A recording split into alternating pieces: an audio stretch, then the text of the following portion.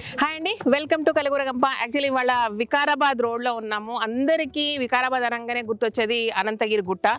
But వికారాబాద్లో పుట్టి పెరిగిన నేను వికారాబాద్ని ఇంకొక రకంగా చూపిస్తా. వికారాబాద్ ఎంట్రన్స్లో చాలా బ్యూటిఫుల్ స్పాట్స్ ఉన్నాయి, బ్యూటిఫుల్ ప్లేసెస్ ఉన్నాయి, అతి పురాతనమైన దేవాలయాలు ఉన్నాయి. యాక్చువల్గా వాటి గురించి చాలా మందికి తెలియదు. సో వికారాబాద్లో పుట్టి పెరిగిన నేను దాన్ని గురించి చెప్పాలని డిసైడ్ చేసుకున్నా.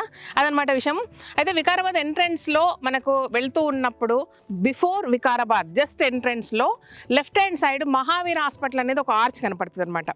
సో దాంట్లో నుంచి లోపలికి వస్తే దామగుండం అనేది ఒక బ్యూటిఫుల్ స్పాట్ కనపడుతుంది మనకు. అందులో అతి పురాతనమైన శివాలయం ఒకటి ఉంది. సో రాబోయేది కార్తీక మాసం కాబట్టి డెఫినెట్గా అందరు విజిట్ చేస్తారు. అందుకే బిఫోర్ కార్తీక మాసం ఈ వీడియో చూపిస్తున్నాను అనమాట. ఓకేనా. ఒక చిన్న జంగిల్ లాగా ఎంటర్ అయినట్టు ఉంటుంది. రోడ్డు ఈ మధ్య కొంచెం కచ్చపచ్చగా అయిపోయింది, బట్ ఎనీవే రావచ్చు వెహికల్స్ ఇక్కడ దాకా, సూపర్ ఉంటుంది.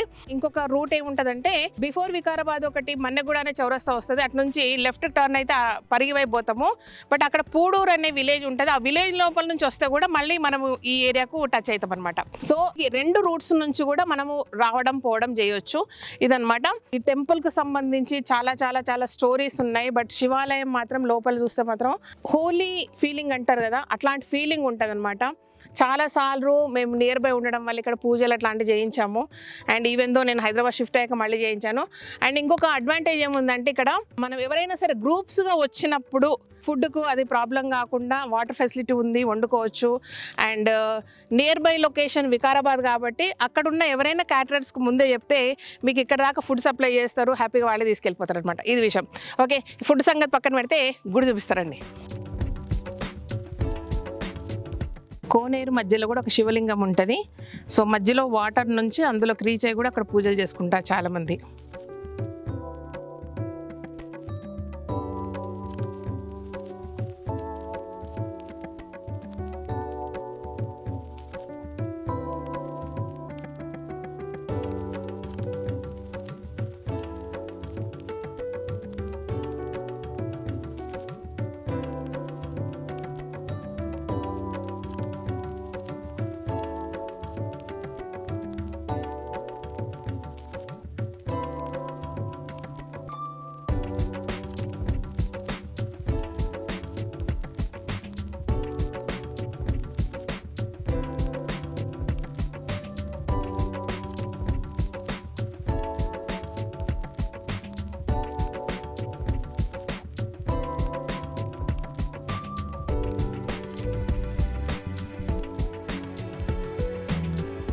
నేను ఎప్పుడో లాస్ట్ టైం వచ్చినప్పుడు ఇది కూడా లేదు, పైన రేకులు, బాగా అందరికి ఇబ్బంది అవుతుందని కట్టించినట్టున్నారు.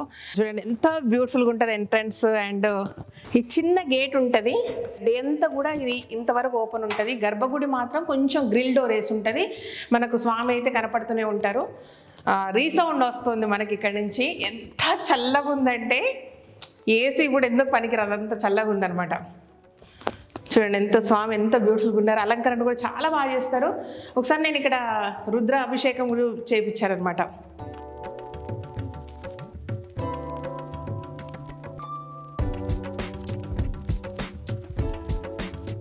పైన కూడా మొత్తం రాళ్ళు, నాపరాళ్ళు. అండ్ కొంతమంది ఇక్కడ సత్యనారాయణ వ్రతం కూడా చేయించుకుంటారు స్వామిది. వ్రతం పీటలు కూడా ఇక్కడనే ఉంటాయి. మీరు ఒకసారి వచ్చేసి పూజారి వాళ్ళతో మాట్లాడి మేము ఇక్కడ వ్రతం చేయించుకోవాలనుకుంటున్నాము, దానికి తగ్గ ఏర్పాట్లు చేయండి అని అంటే వాళ్ళు ఇంత అమౌంట్ అని చెప్తారు. పువ్వులు ప్రసాదంతో సహా వాళ్ళే రెడీ చేస్తారు. మనం చక్కగా వచ్చేసి పూజ చేసుకొని ఎంజాయ్ చేయొచ్చు అనమాట ఈ ఏరియాను. అది అంటే నేను ఆల్రెడీ చేశాను కాబట్టి చెప్తున్నా అది విషయం. ఇక్కడైతే పూజారి గారు చేయించారు. అక్కడ మన కోనేరు మధ్యలో మండపం ఉంది కదా, అందులో మేమే చేసుకున్నాం అనమాట పూజ. ఎంత నచ్చినట్టు అంతసేపు మేము అలంకరణ చేసుకున్నాం స్వామికి. హ్యాపీ అనిపిస్తుంది నాకు.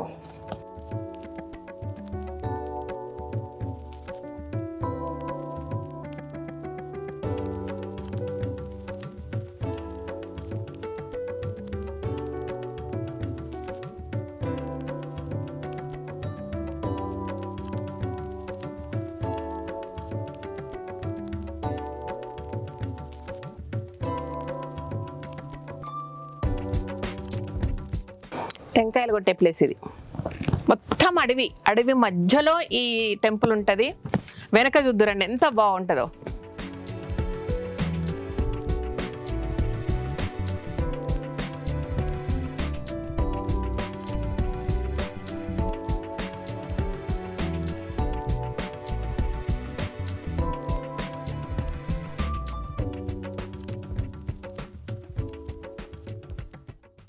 చాలా ప్రశాంతంగా ఉంటుంది.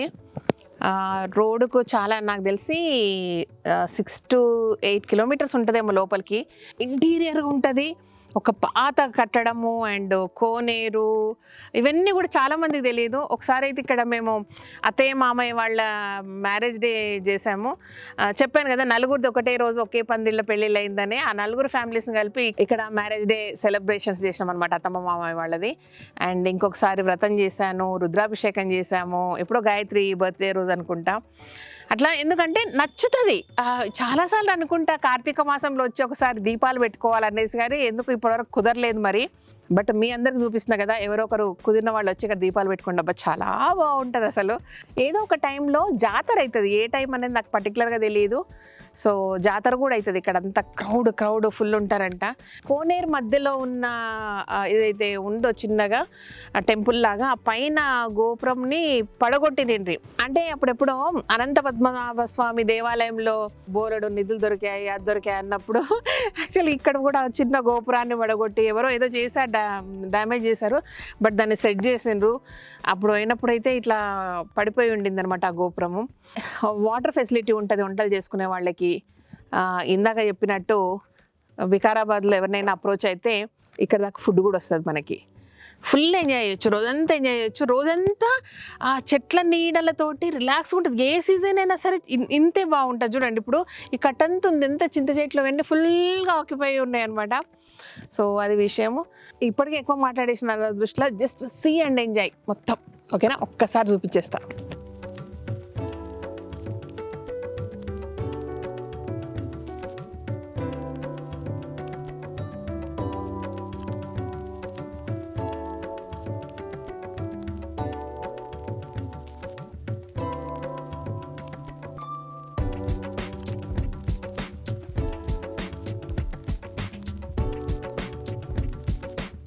అది చూడండి, తేరు రథం ఉంది అండ్ తేరు నడిపిస్తారనమాట. జాతర అయిన టైంలో చేస్తారో ఏమో మరి. ప్రాచీన సంపద ఇట్లా తయారవుతుంది.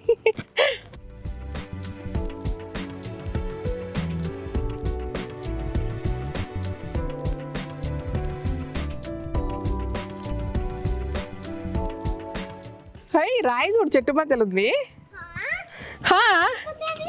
పడిపోదా చెట్టు? అంటే రాయి చెట్టు అక్కడ ఉండేదో మరి, చెట్టు అట్లా పెరిగిందో మొత్తం మీద వెరైటీగా పెరిగింది అది. అంటే అది పెరిగేటప్పుడు పట్టుకుంది అది.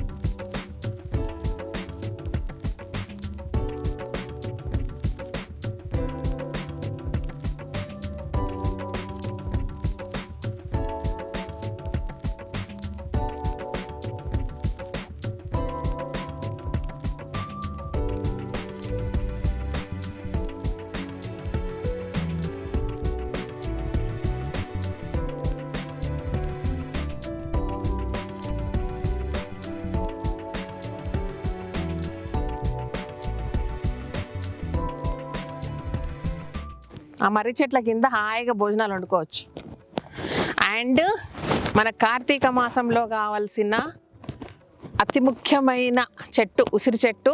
ఉసిరి చెట్టు, వేప చెట్టు, రాగి చెట్టు, మేడి చెట్టు, జివి కూడా ఉంటుందేమో ఇంట్లో. జివి అంటే జివి మొక్కుతారు అందరూ. సో ఈ చెట్టు కింద కూర్చొని కార్తీక భోజనాలు చేయండి అబ్బా. ఎంత పెద్ద ఉసిరి చెట్టు అసలు. కార్తీక భోజనాలంటే మామూలు చెప్తాడు. కార్తీక మాసం రోజు వచ్చి లంచ్ అది. అబ్బా తెలిసిపోయిందా నీకు?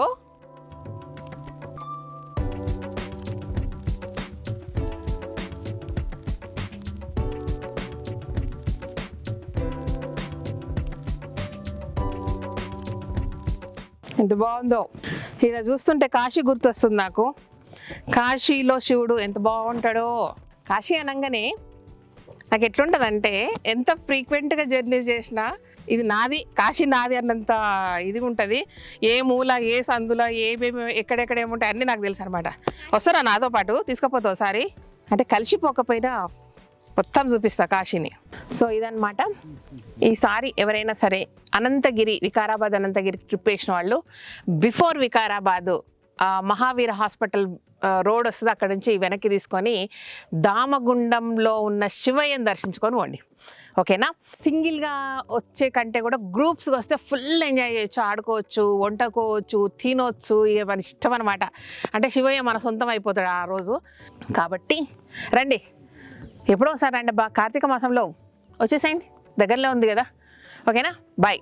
వచ్చినప్పుడు మాత్రం నాకు కామెంట్ చేయండి, మేము పోయి వచ్చటం అనేసి. నేను చెప్పింది కరెక్టా కదా అప్పుడు చెప్పండి. ఓకేనా? Thank you so much. ఈ వీడియో కనుక నచ్చినట్టయితే సబ్స్క్రైబ్ చేయండి, లైక్ చేయండి, మీ ఫ్రెండ్స్కి ఫార్వర్డ్ చేయండి. Thank you.